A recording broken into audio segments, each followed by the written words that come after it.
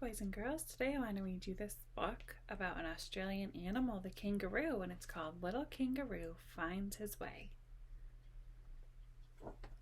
It's written by Ariane, Chottin, adapted by Patricia, Jensen, and illustrated by Fichaux. One summer, the river dried up. The kangaroos didn't have enough water or food. "We are in great danger," said Grandfather Kangaroo. "One of us must go to the wise lizard. She will know what to do." "But who will go?" asked Grandmother. "We are all needed here to take care of the babies and search for food and water." Mother Kangaroo spoke up. "I think my son is old enough to make the trip." She turned to Little Kangaroo and asked, "Will you go for us?" Little Kangaroo nodded and tried to look brave. The next day, Little Kangaroo stood at the edge of the deep forest. "I want to help my family," he thought, "but I am scared. What if I get lost?" Little Kangaroo tried to remember the directions he had been given. The wise lizard lived somewhere beyond the forest. Little Kangaroo saw a path through the trees. He took a deep breath and set out. Little Kangaroo followed the path through the forest. On the far side, he found flat, open land. First, he hopped in one direction. Then he tried another direction. He didn't know where to go. "Yoo-hoo!" called a large owl. "Do you need some help?"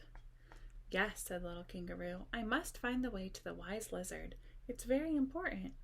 "You're quite young to be making such a long trip," said the owl. "I will help you." The owl nodded to his left. "Go in that direction until you come to a stream." Little Kangaroo followed the owl's advice. Finally, he reached a wide stream and sat down at the edge of the water.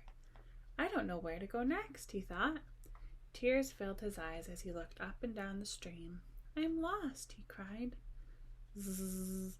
Where are you going?" buzzed a large fuzzy bee. "I'm looking for the wise lizard," said Little Kangaroo. "I need her advice." "You're very young to make such a long trip," said the bee. "I will help you. The wise lizard lives on the other side of the stream." "But how will I get across?" asked Little Kangaroo. "The water looks too deep." "I'll show you the best place to cross," said the bee. "It's easy." Following the bee's directions, Little Kangaroo leaped across the stream. "Where are you going in such a hurry?" asked a bright green caterpillar. Little Kangaroo explained, "I have an important question to ask the wise lizard." "The wise lizard," said the caterpillar. "I've always wanted to see her, but I could never travel that far. My legs aren't long and strong like yours." "I'll carry you," offered Little Kangaroo, "and you can show me how to get there." "I think I know the way," said the caterpillar. "Let's try it." The new friends crossed a wide grassy valley. The caterpillar looked around and began to worry. "I'm afraid we're lost," he said. "I thought the wise lizard would be here, but I don't see her anywhere. Do you?" "I don't see anything except those two fat baobab trees," said Little Kangaroo. "Baobab trees," said the caterpillar. "This is the right place. I know the wise lizard lives somewhere near two big baobab trees. Let's keep going." A few minutes later, Little Kangaroo shouted excitedly, "Do you see that?" Sitting on a high rock was the wise lizard. Little Kangaroo joined the other animals standing near the rock. The wise lizard noticed the young kangaroo right away. "Where have you come from?" she asked in a kind voice. "From far, far away, where the river has dried up," said Little Kangaroo. "We're running out of food and water. I'm here to ask for your advice." "You are very brave to have made such a long journey all by yourself," the wise lizard told Little Kangaroo. "How did you do it?" Little Kangaroo thought for a moment. "At first I didn't believe I could," he said, "but I kept trying, and the owl, the bee, and the caterpillar helped me along the way." The wise lizard nodded. "You've done very well," she said. "So take this advice back to the other kangaroos. Tell them to walk toward the mountains until they come to a large lake. There they will find enough food and water."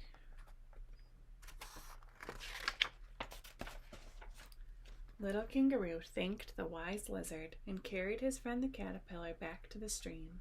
Then Little Kangaroo hurried all the way home. "Look who's here!" shouted the other kangaroos. They gathered around Little Kangaroo, happy to see him safe and sound.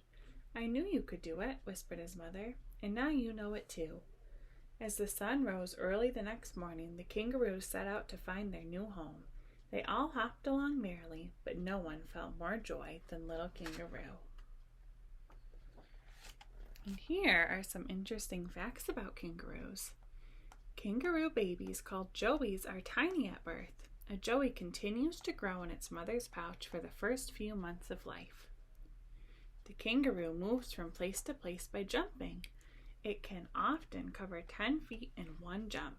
Its powerful tail is used for balance. Kangaroos are skillful fighters. They fight by grabbing or pushing with their forepaws and kicking with their hind legs. Kangaroos can go for long periods of time without drinking. Some kangaroos live without water for 2 or 3 months. Kangaroos are grazers. They eat mostly grass and some plants. Like sheep, they chew their food for a long time before swallowing. And kangaroos live in groups. When the group is busy grazing, one kangaroo will keep watch and thump the ground to alert the others to danger. And that's the end. Have a great day.